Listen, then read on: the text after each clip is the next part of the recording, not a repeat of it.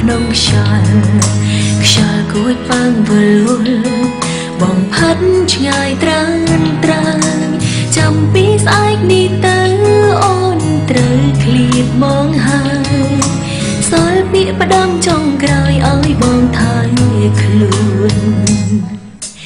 ពេលអត់ពីអូនសូមបងឈប់មានថ្មីគំនិតអូនធ្វើអីគ្មានប្រយោជន៍ទេស្មោះតែបើអូនមនុស្សល្អ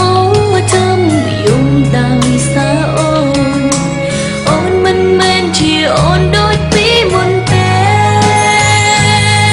អូនខំដែលហ៊ានចាក់ចេញពីជីវិតបងអូនដឹង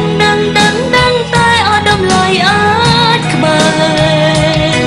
អូនធ្វើទាំងបងខំមិនមែនពេញដងនាងបាញ់ជាទេ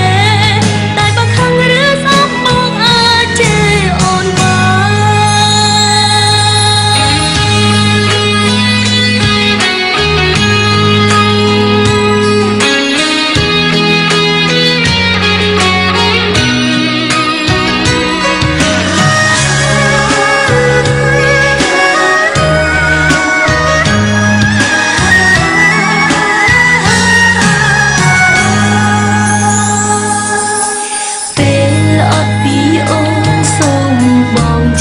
មានថ្មី